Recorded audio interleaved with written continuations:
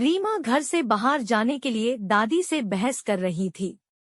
दादी ने कहा, बेटा तुम्हें हल्दी लग चुकी है, इसलिए अब शादी तक तुम्हारा घर से बाहर जाना बंद। रीमा ने कहा, अरे दादी, आप भी क्या पुराने जमाने वाली बातें कर रही हो। अब इस हल्दी से मेरा बाहर जाने का क्या संबंध। दादी ने रीमा से कहा कि बेटा, तुम आजकल के बच्चे कुछ नहीं समझते हो। शादी ब्याह के समय हमारे ग्रह कुछ कमजोर हो जाते हैं और इस समय का फायदा उठाकर बुरी आत्माएं हमें नुकसान पहुंचा सकती है। दादी की ये बुरी आत्मा वाली बात सुनकर रीमा जोर जोर से हंसने लगती है। रीमा की मम्मी ने उसे इस तरह हंसते हुए देखकर तुरंत चुप रहने का इशारा किया। रीमा को अच्छा नहीं लगा और उसने अपने दादी और मम्मी से कहा कि आप लोग भी कैसी बातें कर रहे हो। आज दुनिया चांद पर घर बसाने की सोच रही है और आप लोग आज भी इस भूत प्रेत के चक्कर में पड़े हो। तभी रीमा की मम्मी ने उसे कहा कि बेटा चुप करो, हर बात में हमसे बहस करना जरूरी नहीं होता है। तुम्हें बेटा जो कुछ भी चाहिए वो ऑनलाइन ऑर्डर कर लो या फिर हमें बता दो, हम ले आएंगे। रीमा ने कहा, अच्छा ठीक है, और वो अपने कमरे में चली जाती है।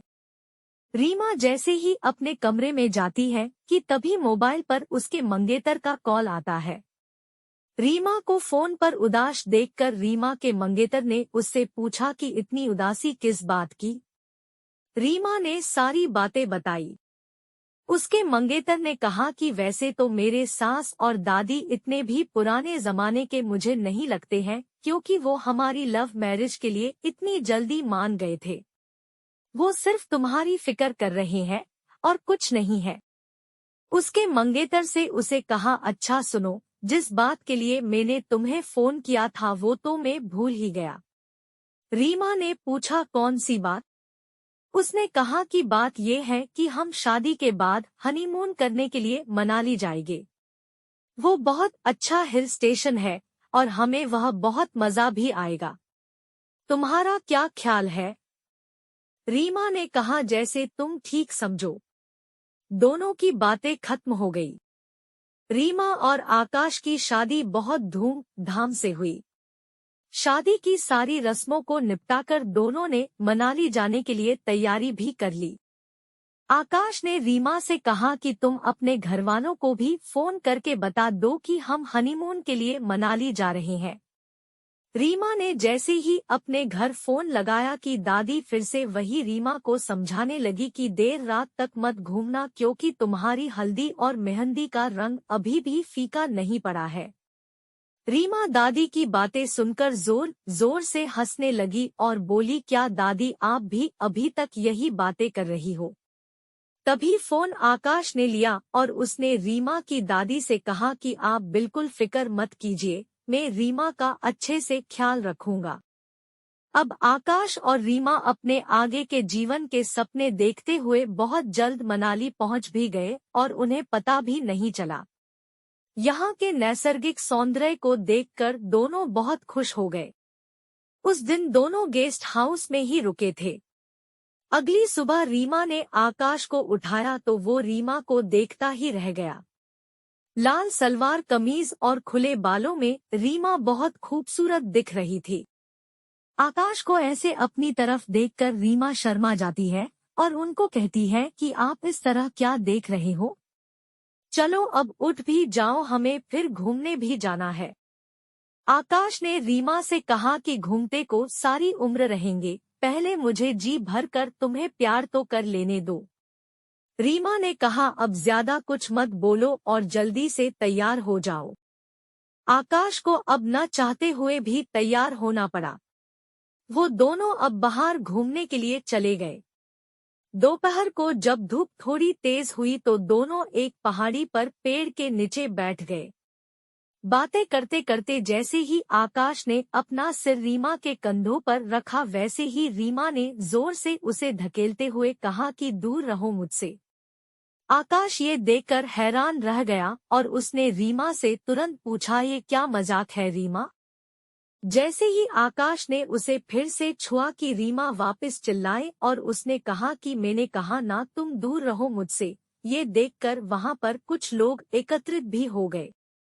अपना तमाशा बनता देख आकाश किसी भी तरह रीमा को गेस्ट हाउस ले जाता है। गेस्ट हाउस पहुंचते पहुंचते ही रीमा बेहोश हो जाती है। रीमा की ऐसी हालत देखकर आकाश ने डॉक्टर को बुलाया।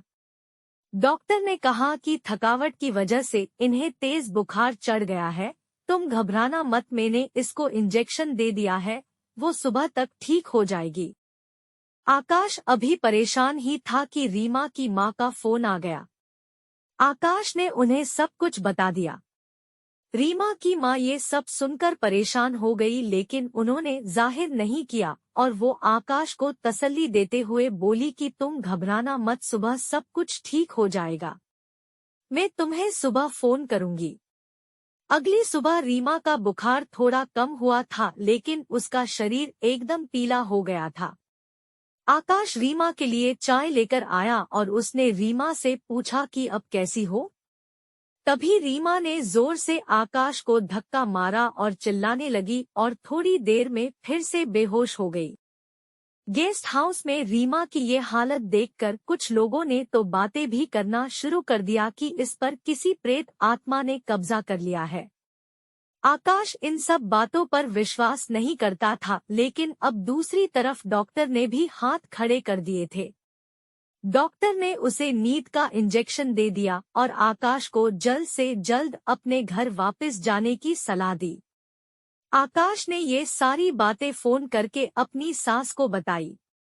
उन्होंने भी रीमा को जल्द से जल्द घर पर लाने की सलाह दी। आकाश रीमा को लेकर जल्द से जल्द उसकी मम्मी के घर पर पहुंच गया। दादी ने पहले ही अपने पुरोहित को बुला लिया था। रीमा की ऐसी हालत देखकर उन्होंने कहा कि इसे किसी बुरी आत्मा का साया लगा है। पूजा शुरू होते ही रीमा छटपटाने लगी। पुरोहित जी ने उसके बाल बांधने के लिए कहा। आकाश ने जैसे ही उसके बालों को पकड़ा, वैसे ही रीमा ने आकाश को जोर से धक्का दिया और आकाश दीवार से टकराया और खून भी बहने लगा। वो जोर से मर्दानी आवाज में बोली, क्यों बांध रहे हो इसके बालों को? इसके लंबे बालों ने ही मुझे इसका दीवाना बना दिया है। पुरोहित जी ने अग्नि में आहुति डालकर जोरों से मंत्र बोले और रीमा ने फिर से मर्दानी आवाज में बोलना शुरू कर दिया कि मैं तो उस पेड़ पर वर्षों से आराम कर रहा था। उस दिन जब ये लाल सूट और खुले बालों में वहां पर आई, तभी उसने मुझे अपना दीवाना बना दिया था। इस खूबसूरती का तो मैं कई वर्षों से इंतजार कर रहा था। इतना बोलते बोलते रीमा बेहोश हो जाती है। पुरोहित जी ने पूजा थोड़ी तेज कर दी और वो जैसे ही अग्नि में आहुति डालते, वैसे ही रीमा मछली की तरह छटपटाती। पूर्ण आहुति के साथ सभी ने देखा कि एक लौ सी रीमा के शरीर से निकलकर अग्नि में भस्म हो गई और इसके साथ ही रीमा का शरीर भी शांत हो गया। कुछ समय से बाद रीमा को होश आया और वो अपने आप को अपने मम्मी के घर पर देखकर हैरान रह गई। आकाश के माथे पर चोट देखकर वो बोली, ये चोट तुम्हें कैसे लगी? तभी आकाश ने उसे कहा कि कुछ नहीं है जाने मन, ये तो तुम्हारे एक अनोखे दीवाने की देन है। घर पर सभी आकाश की ये बात सुनकर हंसने लगे।